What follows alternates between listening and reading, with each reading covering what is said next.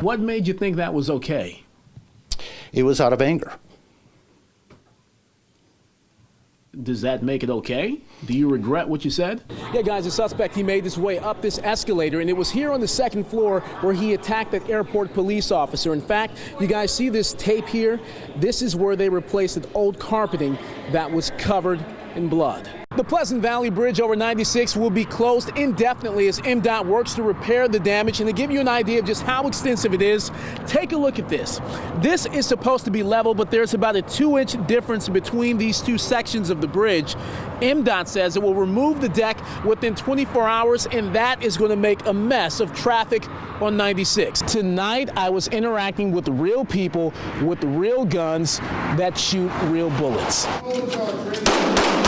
That 37-year-old construction worker is alive after being trapped in a collapsed trench 15 feet underground for 2 hours. I want to have you guys take a look behind me. All right, thanks for that live report, Randy. In fact, look, guys, if we do have a moment, we got the captain of Engine 3 from the Warren Fire Department. Sir, your name? Captain Laschek from the Warren Fire Department. Great work out here tonight, man. Walk me through just what's running through your mind as you're out here trying to get this man to safety, trying to make sure that he's okay as he's covered in wet soil, wet clay. Yeah, guys, good news. That officer is expected to be okay. The man he shot is still alive tonight. I want to have you take a look behind me. This is the house where this all happened. You can see the officer standing over those evidence markers.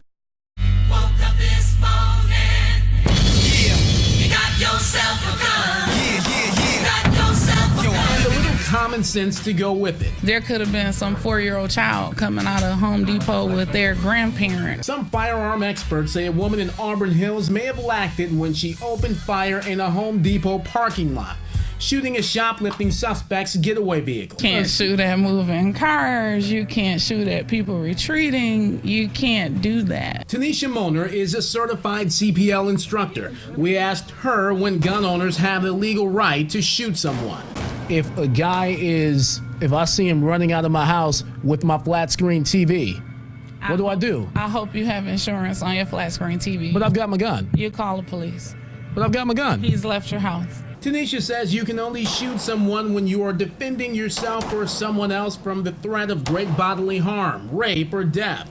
But if someone put a pistol to your pooch's head, don't play Rambo and try to rescue Rover. Your pet is considered personal property. Your pet is considered personal property. You cannot shoot a person for attacking your dog. There have been a few instances recently where guns have been used to stop criminals, from a CPL holder shooting a bank robber to a carjacking victim unloading on a suspect that appears to be retreating. That's a sticky one. I mean, if he's put the car in reverse, if you're still in a line of where he could put the car in drive and possibly and potentially run you over, then you got area there and you may be justified in shooting someone. And if this is sticky, what happened here is Teflon. What should have took place there, she should have maybe noted the description of the individual, noted the description of the vehicle, noted the method of escape, but to take a shot at him, I don't see that happening. Darryl Brown is a retired deputy chief from the Detroit Police Department. Does this woman get arrested? She should get arrested because, one, she didn't have to be shooting at somebody for a misdemeanor. That's definitely, even officers, we can only shoot at fleeing felons in accident circumstances. Now, the woman in the Auburn Hills shooting is cooperating with police. She has not been arrested. They released her pending the investigation. Now, it's for the shoplifter and his getaway driver. Both are on the lam, so if you happen to spot a small black SUV with a damaged rear tire in or around Auburn Hills, you may want to give police a call. Yule. Andy, the truth is America's obsessed with guns right now. We all shake our heads at the massacre in Oregon, but we also understand the need for self-defense at times. Are gun advocates embarrassed by what that woman did at the Home Depot today? Yeah, based on what I've seen online and heard talking with people today, yes. They feel their Second Amendment right is under attack, and situations like the one in Auburn Hills gives the opposition plenty of ammo, pun intended. Hey guys, and it's not about how much water people here in Fraser and surrounding communities drink, but rather how much goes down their drains. And the answer to that question could determine if raw sewage ends up in the Clinton River in Lake St. Clair. From doing the dishes to doing the laundry, Rosemary and Dave Wilson from Sterling Heights are conserving water to help prevent an environmental hazard. This is what the sinkhole damaged sewer line looked like January 16th. This is what it looks like now. Wow. Wow. What a difference. That's terrible. I wish everyone would take a look at that and realize, hey, I'm going to do my part to cut back on the water usage, because that looks really bad. Macomb County Public Works is urging roughly 500,000 people to shorten their showers, only flush solids in the toilet, and turn off water while brushing their teeth to lessen the amount of water going down their drains.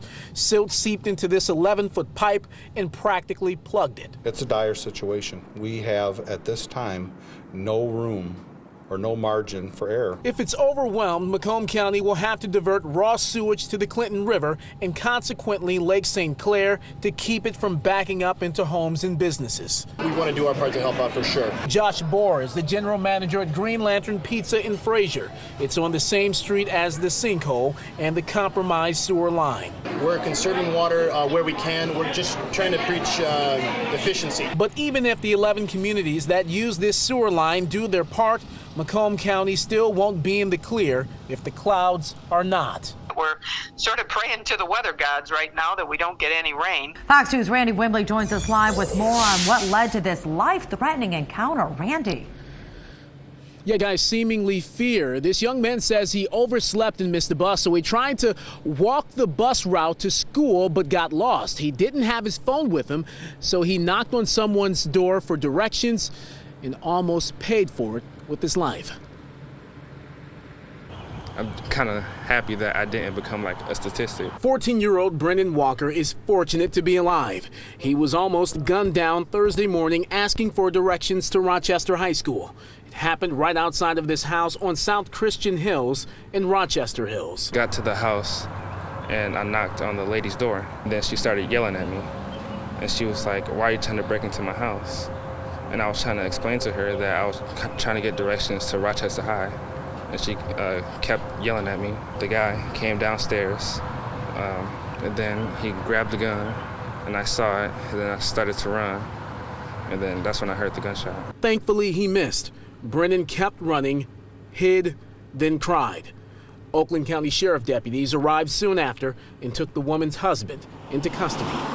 Your son almost became a hashtag. Almost became, exactly, and that's exactly how I feel, like, wow, because you were trying to get to school.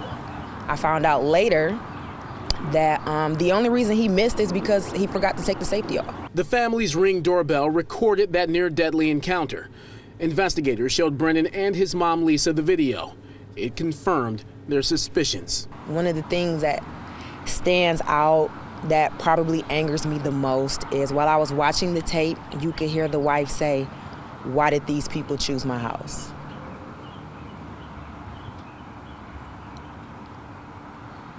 Who are these people? And that set me off. Because I didn't want to believe it was what it appeared to look like. And then when I heard her say that, it was like, oh, but it is. These people are offended by that comment. These people don't want people that think that way living in our community. Oakland County Sheriff Mike Bouchard. I mean, it's just absurd that this happened. And I feel terrible for the young man, feel terrible for the mom and the anxiety that they had to go through. And we're going to ask for every charge permissible for this guy who stepped out and fired a shotgun because somebody knocked on his door.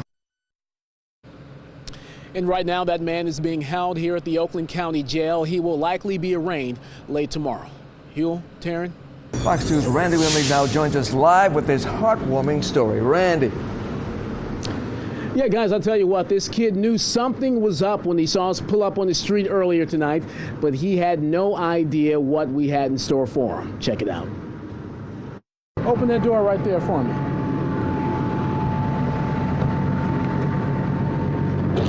And that look says it all. What you got there, Jalil?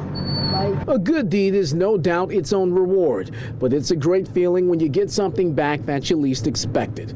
Such is the case for 11-year-old Jalil Wirtz. Check you out, man. Check you out, man. How cool is that? Nice. Fox 2 photographer Tim Baker stepped on a bottle while shooting some video on Detroit's west side Tuesday afternoon. The glass went through his shoe and sliced his foot open. Jaleel happened to ride by right after it happened. I was going to go to the Dollar General and just buy me a snack. And then I said, do you need some Band-Aids? And he said, yeah. And then I went to go get him some with the dollar that I had. But those Band-Aids would cost a lot more. Dollar General did not allow Jaleel to bring his bike inside the store. And some creep stole Jaleel's bike while he shopped for Tim. It was a grown man. He left his bike. It was like this bike, but it was ragged. A crook gets an upgrade. A good kid gets a raw deal. Even so, Jaleel kept his word. You gave him the Band-Aids even though you had just lost your bike. Why? Because I wanted to help him out so his foot wouldn't be that injured. Selflessness exemplified in an 11-year-old. Needless to say, that struck a chord in the Fox 2 newsroom. So the least we could do was get the kid a new bike. I heard something really bad happened to you while you were doing something really good for one of our guys, right? Yeah, we surprised Jaleel with that new bike, and as excited as he is about it, he's still thinking about Tim. Tim, I hope your store feels better, and I hope you have a nice 4th of July. Now to our folks back at the station, Jaleel says thank you. He loves his new bike. He's going to be riding all over the neighborhood this summer. Huel, Taryn.